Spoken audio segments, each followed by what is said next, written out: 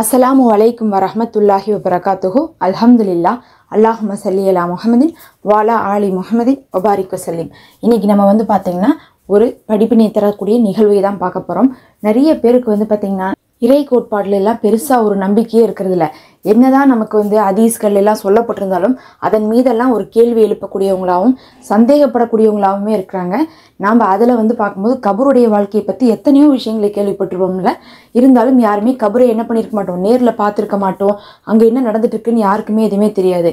இப்படி தான் யூடியூப்பில் இருக்கக்கூடிய ஒரு நபர் கபருடைய வாழ்க்கையை என்ன பண்ணுறாங்க, கிண்டல் பண்ணிட்டு அது எப்படி கபருக்கு கீழே ஒரு வாழ்க்கை இருக்குது, அங்கே என்ன நடக்க போகுது, நான் மண்ணை தோண்டி அதுக்குள்ளே என்ன பண்ணுறேன், என்னை அடக்கம் செஞ்சு அங்கே நான் என்ன பண்ண போகிறேன், 24 மணி நேரம் இருக்க போகிறேன், எனக்கு தேவையான சாப்பாடு தண்ணி எல்லாத்தையும் எடுத்துகிட்டு போயிடுவேன், அந்த 24 மணி நேரம் கழிச்சு நான் வெளியே வரேன், என்ன ஆக போது பார்க்கலான்னு சொல்லிட்டு யூடியூப்பில் விளாக் போடக்கூடிய ஒரு பையன் இந்த ஒரு காரியத்தை செஞ்சுருக்கான் பாருங்கள். அதுக்கப்புறம் இறைவனுடைய பெரும் தண்டனை இறங்குச்சு. லைவாகவே பார்த்திங்கன்னா அந்த வீடியோவை லட்சக்கணக்கான மக்கள் பார்த்தாங்க. இன்னும் கூட பார்த்திங்கன்னா அந்த வீடியோ இன்னும் அவங்களுடைய யூடியூப் சேனலில் தான் இருக்குது.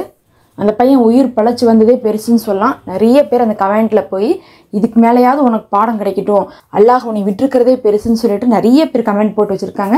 இந்த மாதிரி பார்த்திங்கன்னா இங்கே இருக்கக்கூடிய நிறைய பேர் எல்லா விஷயத்தின் மேலே சந்தேகப்படுறது, எல்லாத்தையுமே கேலி கிண்டலாக எடுத்துக்கொண்டு இருக்காங்க.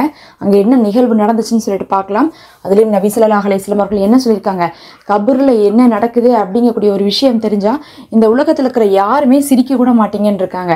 ஏன்னா கபருக்குள்ளே போனதோடு முடிஞ்சிருச்சு, அவங்க இறந்துட்டாங்க, அவங்க உடம்பெல்லாம் என்ன ஆயிரும், எறும்பு அங்கே இருக்கக்கூடிய பூச்சிலாம் தின்றும், அதோடு அவ்வளோதான், அவங்க மண்ணோடு மண்ணாயிருவாங்கன்னு நினைக்காதீங்க. அவங்க செஞ்ச வாழ்க்கைக்கான தண்டனை கபரில் தான் கிடைக்குது.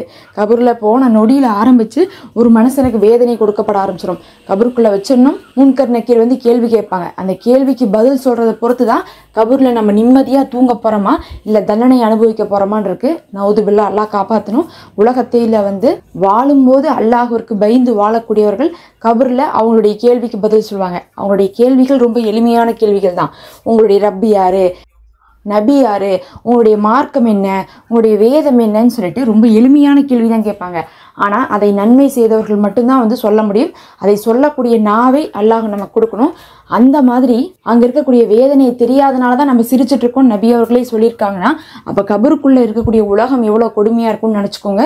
இப்போ நம்ம கண்ணுக்கு முன்னாடி யாராவது அடி வாங்கிட்டு இருந்தால் நம்ம என்ன நினைப்போம், மற்ற எல்லா விஷயத்தையும் ஓட்டு போட்டு நாம் அந்த விஷயத்தை ஒழுங்காக செஞ்சிடணும், இல்லாட்டினா அடுத்து நாம் தான் அடி வாங்குவோம் அப்படிங்கக்கூடிய ஒரு பயம் வருமில்ல. அந்த மாதிரி கபூரில் நடக்கக்கூடியது மட்டும் தெரிஞ்சிருச்சுன்னா உலகத்தை பற்றி எதுவுமே யோசிக்க கூட முடியாத அளவுக்கு நம்ம இபாதத்தில் மூழ்கி இருப்போமாமா. அந்த அளவுக்கு நம்மளை அல்லாஹ் சோதனை கொடுக்க வேணான்னு சொல்லிட்டு தான் அதையெல்லாம் தெரியாமல் வச்சுருக்கான். இதெல்லாம் தெரியாமல் தான் இந்த பையன் இப்படி ஒரு காரியத்தை பண்ணி வச்சுருக்கான். இவன் பார்த்திங்கன்னா ரெகுலராகவே விளாக்ஸ் போட்டுட்டு இருக்கக்கூடிய ஆள் தான். என்ன பிளான் பண்ணியிருக்காங்கன்னா, கபர் தோண்டி அதில் தன்னை புதைச்சிக்கிறதாகவும், புதைச்சிட்டு உள்ளக்குள்ளே கேமராலாம் செட் பண்ணிட்டாங்க. நான் உங்களுக்கு காட்டுறேன் பாருங்கள். இந்த இமேஜ் பார்த்திங்கன்னா தெரியும்.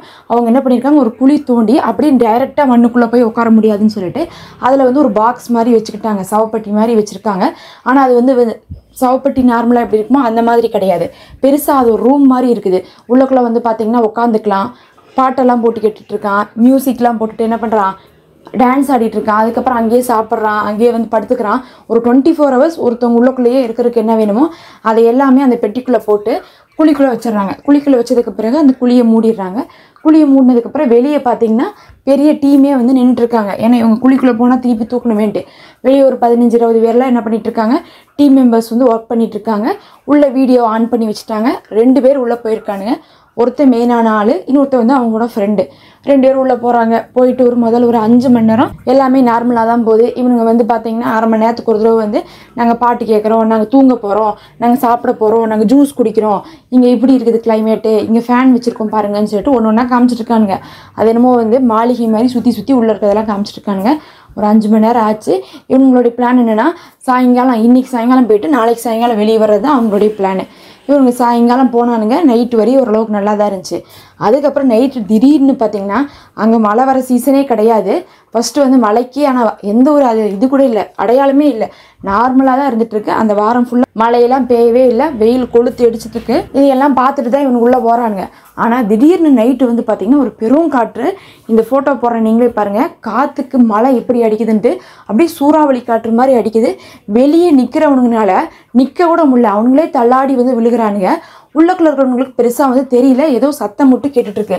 இவனுங்க என்ன பண்ணியிருக்கானுங்க, மேலேருந்து காற்று வரணும்ல, நம்ம வந்து ஆக்சிஜன் சுவாசிக்கணும்னா காற்று வரணும், இல்லாட்டினா மூச்சு முட்டி செத்துருவாங்கன்னு சொல்லிட்டு காற்று வர்றதுக்கு மட்டும் 2-3 குழாய்கள்லாம் விட்டுருக்காங்க. உள்ளேருந்து மேலே குழாய் போகும், மேலேருந்து காற்றையும் வந்து உள்ளே கொண்டு வரும்.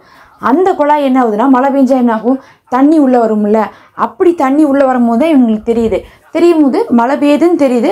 ஆனால் அதை கூட என்ன பண்ணுறாங்க, பாருங்க தண்ணி வருது, பாருங்க மழை பெய்யுதுன்னு சொல்லிட்டு அவனுங்க என்ன பண்ணிட்டு இருக்காங்க, அதை வந்து அந்த விளாகில் வந்து பெருசாக காமிச்சிட்டு இருக்காங்க. ஆனால் வெளியே என்ன நடந்துட்டு இருக்குன்னா பெரும் காற்று, மரமெல்லாம் அப்படி பிச்சுட்டு போகிற அளவுக்கு காத்தடிச்சிட்டு இருக்கு.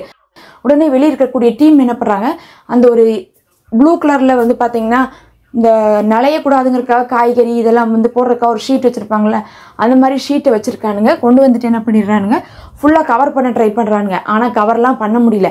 ஏன்னா இவங்க என்ன பண்ணுறாங்கன்னா மண்ணை மூடி இருக்கானுங்கள, அந்த ஒரு கபூர் மாதிரி மூடி இருக்காங்கன்னா அந்த கபூர் மேலே பெருசாக போட்டு விட்டு 4 பக்கம் கல் வைக்கலான்னு ட்ரை பண்ணுறாங்க.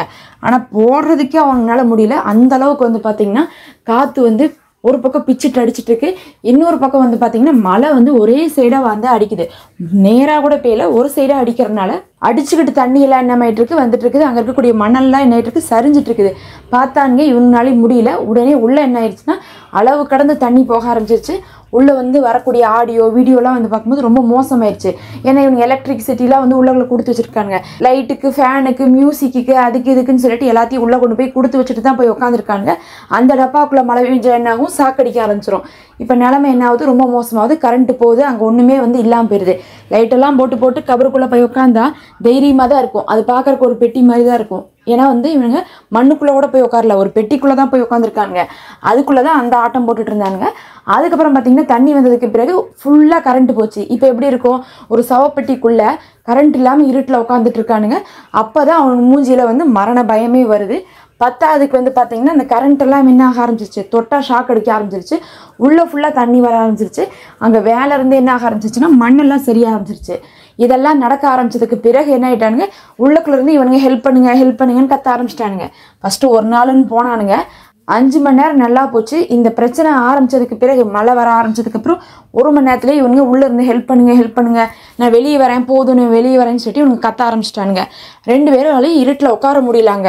அதுக்கப்புறம் வெளியே இருக்கிறவனுங்க பார்த்தாங்க நிலைமையும் மோசமாக போயிருக்குது. ஒரே ஒரு கால் தான் வந்திருக்கு, அதுவும் சிக்னல் ரொம்ப வீக்காக இருக்குது. இவங்க கத்துறானுங்க, பெருசாக அவங்களுக்கு புரியவே இல்லை. பார்த்துட்டு சரி இதுக்கு மேலே சரிப்பட்டு வராதுன்னு சொல்லிட்டு ஆளுகளெல்லாம் கூட்டிகிட்டு வந்து என்ன பண்ணுறானுங்க, எடுக்கிறானுங்க. ஏற்கனவே வெளியே 15 பேர் நின்றுட்டு தான் இருந்தானுங்க அவங்கள காப்பாற்றுறதுக்காக.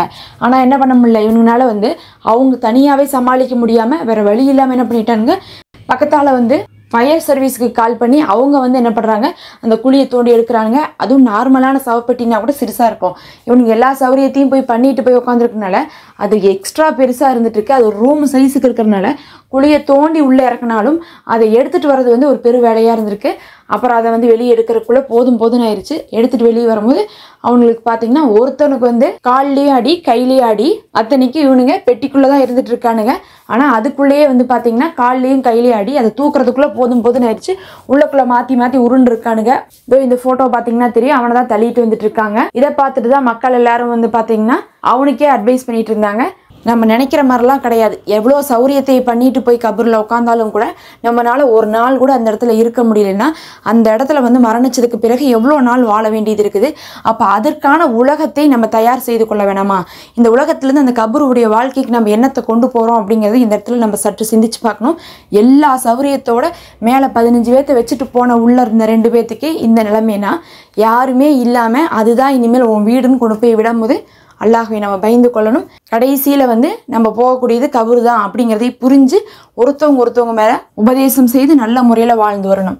அல்லாஹ்வே போதுமானவன். அஸ்ஸலாமு அலைக்கும். இது பயனுள்ளதாக இருக்கும்னு நினைக்கிறேன். மறக்காமல் சப்ஸ்கிரைப் பண்ணிக்கோங்க.